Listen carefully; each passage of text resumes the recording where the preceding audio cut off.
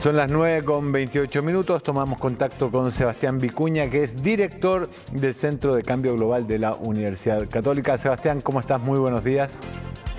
Buenos días, Rafa. A ver, uno de los datos que yo siempre recuerdo con pavor, digamos, es el déficit que tenemos de agua caída en la región metropolitana, que para nada influye en los hábitos de consumo de agua de nuestra población. ¿Cuánto es el déficit hoy por hoy y qué tanta reserva tenemos? Hoy día estamos no solamente con un gran déficit que entiendo que en la región metropolitana es del orden de un 50, un 60% a estas alturas del año, que obviamente, o sea, del año pasado, obviamente el año 2021, pero lo más importante es considerar que es un déficit que se viene arrastrando por 13 años en la región metropolitana. Son 13 años seguidos con precipitaciones bajo el promedio. Así que es un déficit que se ha venido acumulando en el tiempo.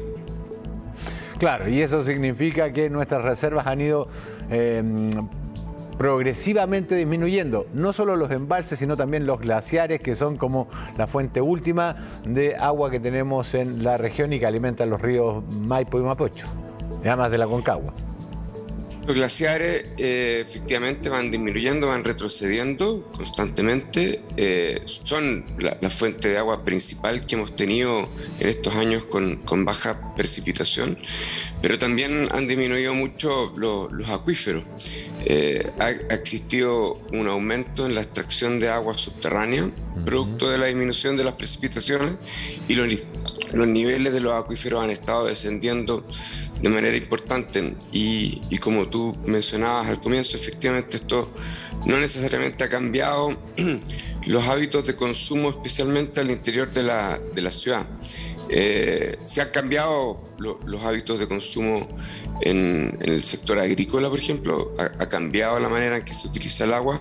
Es un sector que se ve afectado de manera directa con la disminución de los recursos, pero en las ciudades, en las grandes ciudades, los hábitos de consumo se mantienen todavía, se mantienen prácticamente sin cambio.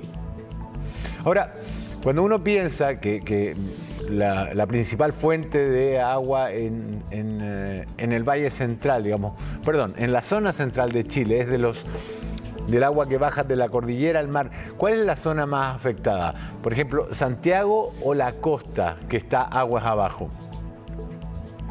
Es una buena pregunta. La verdad es que normalmente se ven más afectados los sectores que están más alejados a estas fuentes de agua, que son más constantes, que es la zona de la cordillera. En la medida que vamos acercándonos hacia la costa, el aporte, por ejemplo, de los glaciares o del derretimiento de nieve empieza a disminuir.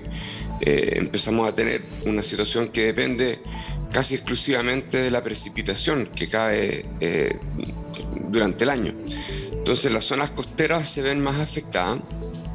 Además, se ven más afectadas porque empiezan también a recibir los impactos de quienes están usando los recursos en las zonas más altas. Entonces empiezan a recibir no solamente la reducción en las precipitaciones, sino que los consumos que van ocurriendo.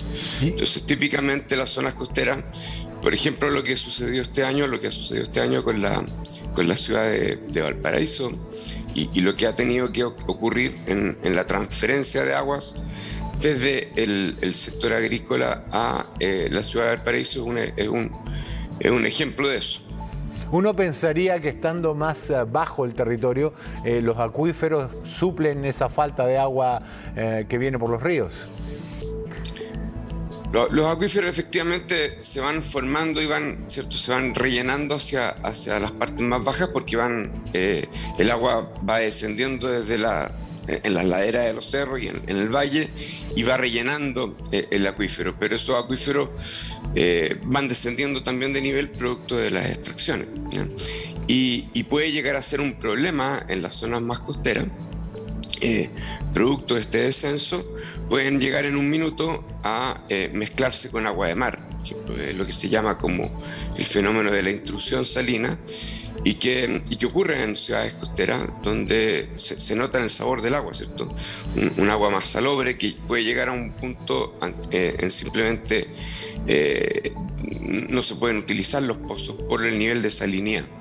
En pueblos, ciudades costeras como Los Molles, el año pasado se tuvo que empezar a utilizar una planta desaladora porque el agua simplemente tenía niveles de salinidad muy altos y no podían ser utilizadas. Entonces, existe ese riesgo en las zonas muy costeras en que el agua subterránea se empieza a mezclar el agua fresca con el agua de mar. ¿Existe alguna manera, Sebastián, de corregir un poco esto con una reforma constitucional, ahora que hay una constituyente, de manera que se asegure que el agua es primordialmente para el consumo humano y después para otras actividades, que dé prioridad al consumo de las personas para que no ocurra lo que ocurre en Petorca o en zonas de la quinta región donde la gente simplemente hay que repartirle agua con camiones de aljibe? Yo creo que es importante que en la nueva Constitución quede garantizado ese derecho. No tengo dudas de que vaya a ocurrir de esa manera.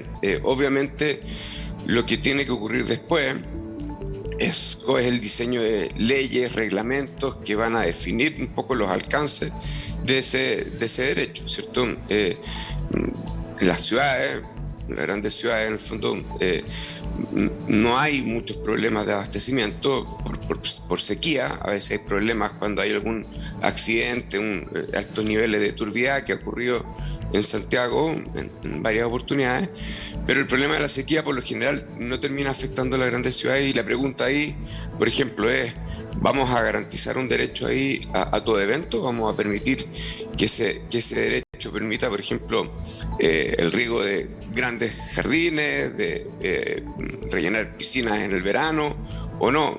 A mí la verdad es que me sorprende mucho que con 13 años de sequía no exista ninguna restricción respecto de consumos de agua en ciudades, siendo que en otras partes del mundo lo normal es que cuando hay una sequía de esta naturaleza se restrinjan ciertos usos, ¿ya?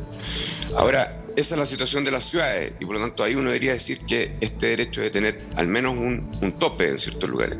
Pero después está el mundo rural, como tú mencionas, el caso del Petorca u otros valles de la zona central, donde efectivamente hay un grave problema de acceso a agua potable a pequeñas comunidades que o no tienen la infraestructura adecuada o no han tenido la capacidad para adecuarse a estas condiciones. Entonces tienen que estar constantemente recibiendo recursos a través de camiones aljibes, que obviamente no es la manera normal o ideal de tener acceso a agua, y en algunos casos simplemente no hay incluso posibilidades de recibir camiones. Hace poco hubo una noticia respecto de una escuela en Petorca que tuvo que parar sus funciones porque no tenía acceso a agua potable. Entonces hay dos realidades muy distintas.